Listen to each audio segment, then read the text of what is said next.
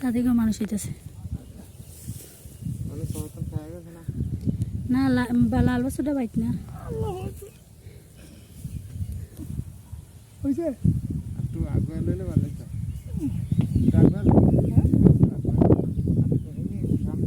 হ্যাঁ ঠিক আছে ঠিক আছে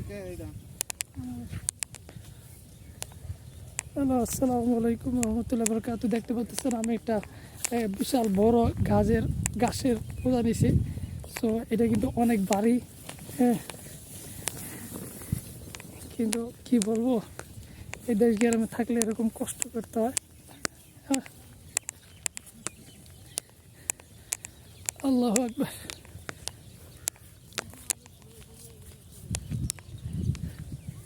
গাছের পূজা কিন্তু সবাই পারে না, আমার মতো যারা। বোন ভালো আছো নাকি ভিডিও গেলে কথা কয়? হ্যাঁ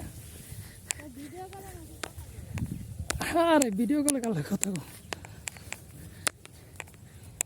এগুলো ঘাসের বোঝা।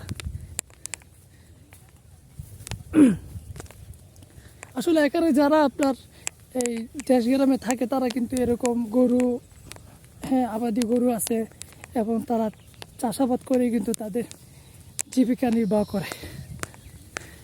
তো যারা এই গ্রামে থাকে আলহামদুলিল্লাহ 88% লোকে এরকম যারা মানে অবসরপ্রাপ্ত বা বয়স হয়েছে তারা কিন্তু এগুলি করে।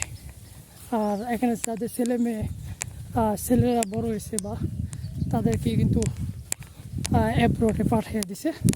তারা কিন্তু বিভিন্ন প্রবাসে আছে, তারা বিদেশে জমিনে পাড়ি দিয়ে দিছে।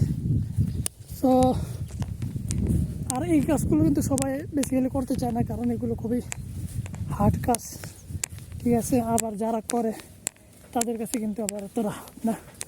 আর আমার জন্য এটা অনেকটাই হার্ডই বলা যায়, কারণ এগুলো করতে আমার অভ্যস্ত না, এই কাজ আমি করিও না। গরু আছে, হ্যাঁ গরু সরো সরো সর, সব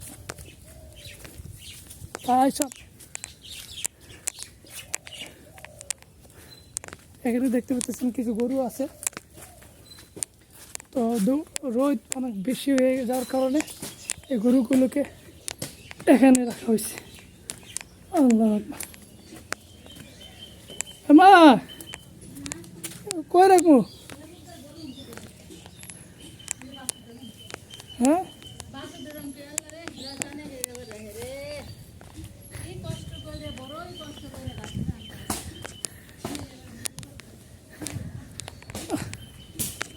কো গরু কো?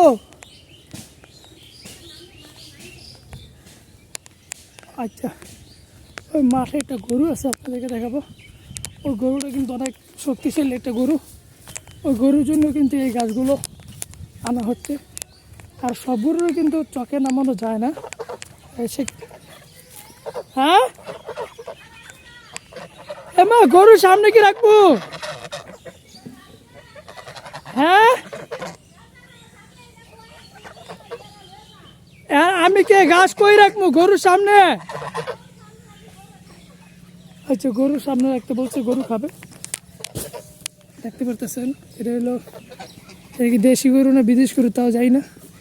যাই হোক, এটা কিন্তু শক্তিশালী বেশি, যার ফলে কিন্তু এগুলোর কিন্তু চকে নামানো যায় না। এগুলো এই যে এখানে খাবার দেওয়া হচ্ছে তাদেরকে। তো আমার কাছে মোটামুটি অনেকটা শেষ আলহামদুলিল্লাহ। এখন কিছুটা রিল্যাক্স টাইম, কারণ প্রচণ্ড গরম, ঘামে বেয়ে যাচ্ছে পুরো শরীর। আর আমারও অনেক কষ্ট হচ্ছে, ঠিক আছে, প্রচণ্ড গরম।